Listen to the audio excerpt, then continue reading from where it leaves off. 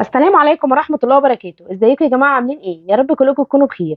يلا بقى النهاردة هنعمل مع بعض كفتة بطريقة حلوة جدا جدا، وكمان هنعمل مكرونة وهنعمل بقى صينية رقاق باللحمة المفرومة حلوة قوي قوي.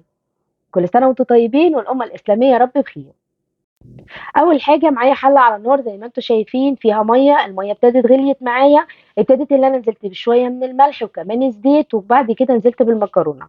هسيب بقى المكرونه تستوي براحتها على ما اجي بقى اعمل تتبيله الكفته.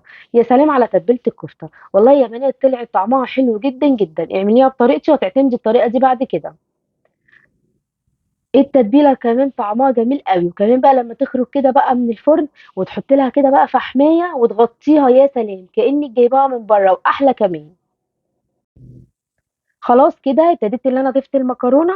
هسيبها بقى تستوي براحتها، بس يا دوب اديها كده تقلبتين عشان ما تلزقش مني، واسيبها بقى تستوي براحتها، ويا دوب خلاص اللي انا هصفيها وكده كمان المكرونه جاهزه معايا. يلا بقى مع بعض نعمل تتبيله الكفته. زي ما انتم شايفين كده انا معايا نص من اللحمه المفرومه، ومعايا بصلايه ضربها في الكبه زي ما انتم شايفين كده ناعم. يا دوب بس حطيت عليها شويه ملح وحطيتها في مصفى، يا دوب نزلت الميه اللي فيها لان انا عايزه البصل لوحده وميه البصل لوحدها. تمام. زي ما انتم شايفين كده، وشويه من البقدونس، نص حزمه كده بقدونس خدت الورق بتاعها، ومعايا توم باودر وبصل باودر وبابريكا وبهارات اللحمه، وشويه من الملح، معلقه ممسوحه كده صغيره من الملح، وفلفل اسود. ومعايا خلطه الكفته زي ما انتم شايفين، وكمان معايا بيكنج باودر. ايوه ما تستغربيش، حطي معلقه من البيكنج باودر وبجد هتدعيلي. هتطلع معاكي حلوه قوي قوي وهشه وجميله، ولا هتكش منك ولا اي حاجه. زي ما انتم شايفين هبتدي اول حاجه اللي انا انزل بالبصلايه اللي انا فرماها ناعم. وطبعا هنا البصل بس، يعني التفل بتاع البصل بس، لكن الميه بتاعته احنا واخدينها هنعمل بيها حاجه تانية. تابعوا معايا الفيديو للاخر، ولو انت اول مره تشوفيني ما تنسيش الاشتراك في القناه واللايك عشان يوصلك كل الفيديوهات اللي انا هنزلها، وان شاء الله قناتنا تكبر بيكم. زي ما انتم شايفين كده ابتديت اللي انا نزلت بالبصل اللي انا فرماه في الكبه، وابتديت اللي انا نزلت بالتوابل. التوابل بتاعتي عباره عن ايه؟ توم باودر، بصل باودر، بابريكا، ملح، بهارات اللحمه، فلفل اسود. يا سلام هتطلع معاكي احلى كفته. وهنا بقى معايا البيكنج باودر، زي ما انتم شايفين هناخد منه معلقه صغيره. هبتدي اجيب بقى كيس خلطه الكفته واخد منه معلقتين صغيرين، يبقى احنا ضفنا البصل، نزلنا بالتوابل بتاعتنا، وابتديت اللي انا نزلت بمعلقه من البيكنج باودر ومعلقتين من خلطه الكفته. بس كده سهله وسريعه ومش تاخد منك اي وقت خالص، بجد هيبقى طعمها حلو قوي. لو انت بقى تعملي كيلو هتضاعفي الكميه. تمام، لكن احنا هنا معانا نص. المقادير دي على نص كيلو لحمه. تمام، وهتطلع معاكي مظبوطه وحلوه جدا. هنبتدي بقى اللي احنا ننزل باللحمه المفرومه، وهندمج المكونات دي كويس قوي قوي مع بعض. تمام. وهنسيبها ترتاح كده يجي ربع ساعه قبل ما ابتدي ان انا اصبعها.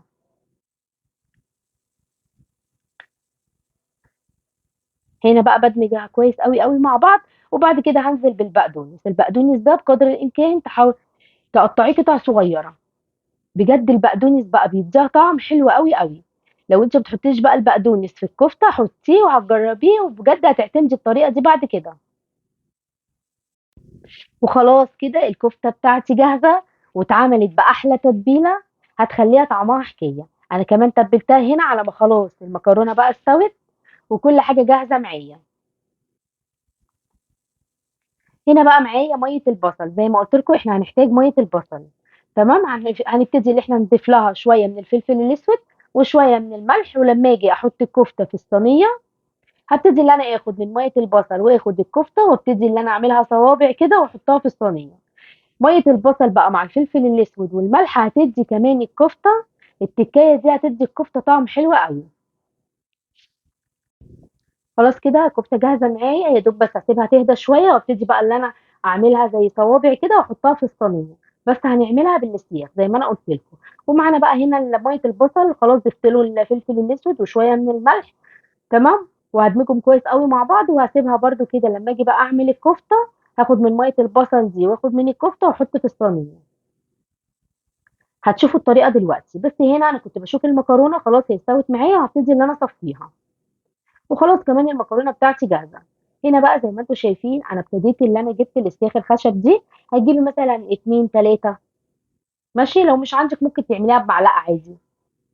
بس هنا الاستياخ الخشب دي بتبقى حلوه قوي قوي، وبتبقى مفرغه كده الكفته من النص، وبتبقى جميله جدا. هناخد من ميه البصل وهنبتدي ان احنا ناخد الكفته ونصبعها زي ما انتم شايفين كده، ونديها شكل كانها جايه من بره.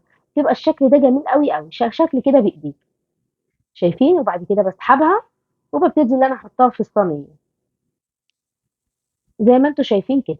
خلاص يبقى انا بقى باخد شويه من ميه البصل، وباخد الكفته بتاعتي، وببتدي ان انا اصبعها في السيخ الخشب زي ما انتم شايفين كده. سهله وسريعه وما خدتش معانا اي وقت خالص.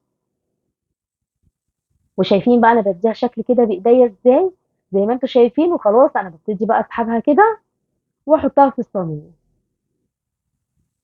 هتاكلي احلى طعم للكفته، هتعجبك جدا جدا. وكمان لما تخرج بقى من الفرن هنكون احنا بقى عاملين فحميه، هنحطها كده ونغطي عليها، هتشرب كده من الفحم، هتبقى حلوه قوي قوي. شايفين بقى البقدونس مع التوابل مع خلطه الكفته مع التوابل بتاعتي، حلوه قوي قوي. وهنعملها كلها بنفس الطريقه لحد ما اخلص الكميه اللي معايا. طبعا السياخ الخشب دي بقى ليه؟ عشان تبقى مفرغه الكفته من النص كده، بيبقى شكلها حلو قوي وبيبقى طعمها جميل، وهتدي سوى للكفته حلوه قوي قوي. شايفين بقى باخد من ميه البصل بحط على الكفته ازاي، بتديها طعم حلو قوي. ميه البصل كده مع الفلفل الاسود اللي احنا حطيناه مع شويه الملح، بتدي الكفته طعم جميل. خلاص انا هنا عملت الكفته بتاعتي زي ما انتم شايفين، هي كده كده جاهزه خلاص ان انا احطها بقى في الفرن.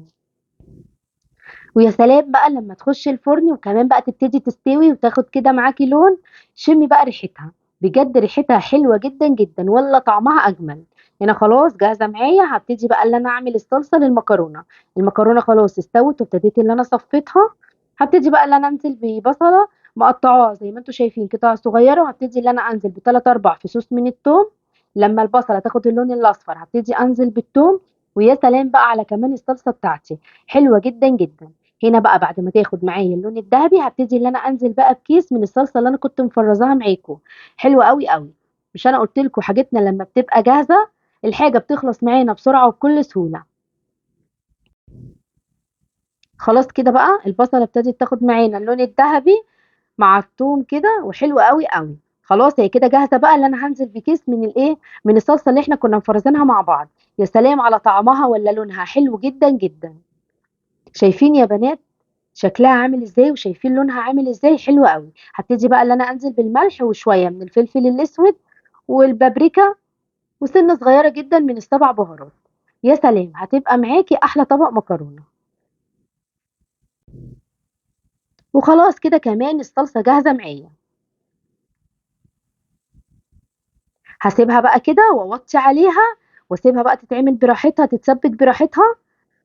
على ما ابتدي بقى اللي انا اعمل صينيه الرقاق، هنعمل بقى مع بعض صينيه رقاق حلوه جدا جدا. هنا بقى انا كان معايا شوربه لحمه، ومعايا هنا 6 رقاقات. تمام، هنحط 3 من تحت وهابتدي اللي أنا أحط 3 من فوق. معايا صينية على النار زي ما أنتم شايفين، ابتديت اللي أنا نزلت بالشوربة، الشوربة بتاعتي مملحة وكويسة وجاهزة معايا. خلاص كده هابتدي بقى اللي أنا أجيب رقاقاية رقاقاية زي ما أنتم شايفين وأشربها وش وضهر، وهابتدي اللي أنا أنزل بيها في الصينية. بس قبل ما أنزل بأول واحدة هابتدي اللي أنا أدهن الصينية بالسمنة. نزلت بأول واحدة زي ما أنتم شايفين، وهي كمان تاني واحدة، وهابتدي اللي أنا أنزل بالتالتة. يبقى أنا كده ابتديت اللي أنا نزلت ب3 من تحت وكمان أحط 3 من فوق. ده المقدار المظبوط للرقاق. يبقى صينية الرقاق ده المقدار المظبوط ليها، 3 من تحت وكمان 3 من فوق، ما تزودهاش عن كده. خلاص هبتدي أشرب كل طبقات الرقاق زي ما قلت لكم بنفس الطريقة. يبقى أنا كده حطيت ال3 من تحت، وابتديت اللي أنا نزلت باللحمة المفرومة اللي احنا معصجينها. وخلاص كده هبتدي بقى اللي أنا أضيف 3 من فوق. وخلاص شربتها وجاهزة معايا. وكمان صينية الكفتة اهي زي ما انتم شايفين جاهزة معايا، والصلصة وطيت عليها على النار كمان جاهزة معايا وحلوة قوي قوي. أكلتنا سهلة وسريعة وما خدتش معانا أي وقت خالص. هنا أنا بقى بحط معلقتين من السمنة البلدي كده على الوش عشان تديها لون حلو قوي. عايزة تنزلي بمعلقتين من القشطة مفيش أي مشكلة. سواء كده او كده بجد بيبقى طعمها حكايه. احنا كده كده ما حطيناش سمنه الا تحت في الصينيه، وكمان على الوش ما ابتديتش اللي انا نزلت باي طبقات من السمنه في النص. تمام. حلوه قوي وخفيفه وهتبقى جميله معاكي جدا. هبتدي بقى اللي انا احط الصواني بتاعتي في الفرن زي ما انتم شايفين كده، وخلاص وهي داخله في السوا اجهز بقى الاطباق بتاعتي وحاجتي كلها كده جاهزه.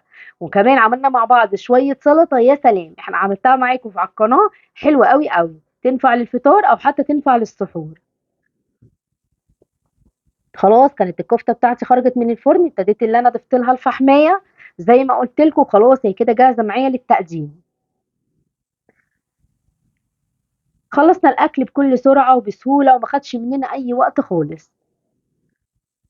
لو انت بقى وصلتي في الفيديو لحد هنا ما تنسينيش في اللايك وتفعلي زر الجرس عشان يوصلك اشعار بكل فيديو انا هنزله. شايفين يا بنات شكل الكفته عامل ازاي؟ بجد شكلها بيتكلم عنها، حلوه جدا جدا. شايفينها كمان من جوه عامله ازاي؟ يا سلام، يعني كفته كده يتقال لها يا سيدي. انا هنا بقى بوريكم الصباع متماسك ازاي وحلوه قوي قوي، بس سخنه بقى ومش عارفه امسكها. شايفين شكل الطبق عامل ازاي؟ بجد شكله يفتح النفس. وانا كمان بقى المكرونه خلاص الصلصه اتعملت معايا واتسبكت وخلاص جاهزه، خلاص ان انا بقى هغرفها. زي ما قلت لكم انا على اذان المغرب بيكون كل حاجتي جاهزه. شايفين شكل المكرونه عامل ازاي يا بنات؟ حلوه قوي قوي. يا سلام على شويه المكرونه دول. ابتديت كمان بقى انا ضفت المكرونه وقلبتها في الصلصه كويس، وخلاص كده حطيتها زي ما انتم شايفين بقى في الاطباق بغرفها، والكفته جاهزه معايا، وكمان صينيه الرقاق خرجت معايا من الفرن وخدت معايا اللون الذهبي وحلوه جدا جدا. بجد يا بنات صينيه رقاق حلوه قوي قوي وخفيفه وجميله وكفايه طعمها مع شويه السلطه الحلوين دول والكفته وكمان شويه المكرونه، ويا سلام اكلتنا حلوه جدا جدا وسريعه. وان شاء الله نعمل مع بعض احلى الاكلات واحلى الوصفات، بس ما تنسينيش في لايك وكومنت حلو مني. بجد اكلتنا النهارده تستحق منكم احلى لايك. وكل سنه وانتم طيبين والامه الاسلاميه يا رب بخير. وان شاء الله نعمل مع بعض فيديوهات تانية كتير. شايفين اكلتنا حلوه ازاي النهارده؟ وسهله وسريعه وما خدتش مننا اي وقت خالص. يا سلام على شويه المكرونه ولا الكفته وكمان السلطه، حلوه قوي قوي. وصينيه الرقاق بقى خرجت واخده كمان معايا اللون الذهبي، واكلنا كله جاهز وجميل جدا. كل سنه وانتم طيبين والامه الاسلاميه يا رب بخير. وان شاء الله نعمل مع بعض فيديوهات تانية كتير، واشوفكم على خير الفيديو اللي جاي. والسلام عليكم ورحمه الله وبركاته.